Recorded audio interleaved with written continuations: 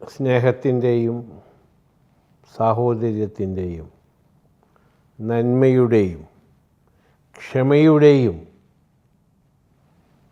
സഹോദര സ്നേഹത്തിൻ്റെയും ഒരു റമദാൻ കൂടി സംജാതമായിരിക്കുകയാണ്.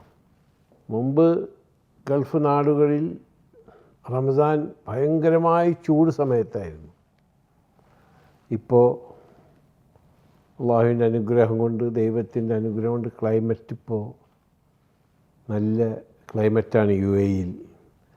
മറ്റ് ഗൾഫ് രാജ്യങ്ങളിലും വല്ലാതെ ഉള്ളൊരു ചൂടില്ല എന്നാണ് എൻ്റെ സഹപ്രവർത്തകരിൽ നിന്ന് എനിക്കറിയാൻ സാധിച്ചത്. അത് ദൈവത്തിൻ്റെ അനുഗ്രഹമാണ്. അപ്പോൾ ഈ നോമ്പ് എന്ന് പറഞ്ഞാൽ ഞാൻ എപ്പോഴും പറയാറുള്ളത് പോലെ നമ്മുടെ വയറിന് മാത്രം അല്ല നോമ്പ്. നമ്മുടെ നോട്ടത്തിന് നോമ്പ്, നമ്മുടെ സംസാരത്തിന് നോമ്പ്, നമ്മുടെ പ്രവൃത്തികളിൽ നോമ്പ്, ദാനധർമ്മങ്ങളിൽ നോമ്പ്, അങ്ങനെ എല്ലാം കൂടിയുള്ള അതിന് ഞാൻ പറഞ്ഞ ക്ഷമയുടെയും സഹോദര്യത്തിൻ്റെയും നന്മയുടെയും, നന്മ ചെയ്യുന്നൊരു മാസമാണ്, പ്രാർത്ഥിക്കേണ്ട മാസമാണ്. നമ്മൾ ചെയ്തു പോയ തെറ്റുകൾക്ക് ദൈവത്തിൽ നിന്ന് മാപ്പിരക്കേണ്ട, അള്ളാഹുവിൽ നിന്ന് മാപ്പിരക്കേണ്ട ഒരു സന്ദർഭം കൂടിയാണിത്. നമ്മൾക്കും ലോകരാജ്യങ്ങൾക്കും വേണ്ടത് സമാധാനമാണ്. ഇന്ന് ലോകത്തെമ്പാടും പല പ്രശ്നങ്ങളും പലരും നേരിട്ടുകൊണ്ടിരിക്കുന്ന ഒരു സന്ദർഭത്തിലാണ് ഞാനും നിങ്ങളും ജീവിക്കുന്നത്. നമ്മൾക്കെപ്പോഴും സമാധാനത്തിനും സാഹോദര്യത്തിനും നന്മയ്ക്കും വേണ്ടി പ്രാർത്ഥിക്കാം. അതുപോലെ നമ്മളിൽ നിന്ന് മരണപ്പെട്ടു പോയ നമ്മുടെ മാതാപിതാക്കൾ, പിതാമഹന്മാരും പിതാമഹതികളും, അങ്ങനെ നമ്മുടെ കുടുംബങ്ങളിൽ നിന്ന് ആരൊക്കെ മരണപ്പെട്ടിട്ടുണ്ടോ അവർക്ക് വേണ്ടി പ്രത്യേക പ്രാർത്ഥന കൂടി നടത്തേണ്ടതാണ്. പ്രത്യേകിച്ച് മാതാപിതാക്കൾ മരണപ്പെട്ടു പോയിട്ടുണ്ടെങ്കിൽ അവർക്ക് വേണ്ടി എപ്പോഴും നിങ്ങൾ പ്രാർത്ഥിക്കണം.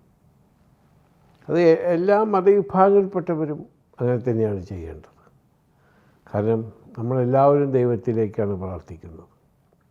അതോടൊപ്പം ഗൾഫിൽ ജീവിക്കുന്നവർ ഈ രാജ്യത്തിന് വേണ്ടിയും ഈ രാജ്യത്തിലെ ഭരണാധികാരികൾക്ക് വേണ്ടിയും ഈ രാജ്യത്തിൻ്റെ സാമ്പത്തികമായ ഉന്നമനത്തിന് വേണ്ടിയും നമ്മൾ പ്രാർത്ഥിക്കണം.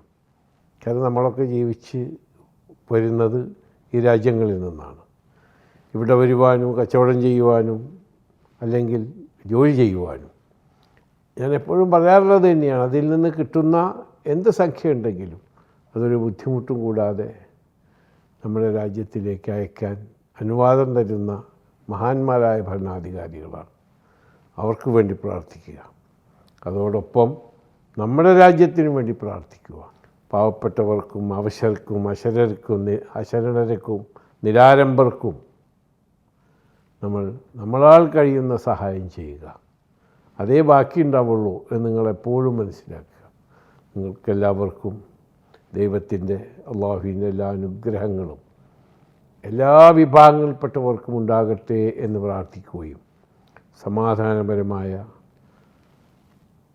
ഒരു റമദാനിൽ കരീമാണ്, കരുണയുള്ള മാസമാണ്.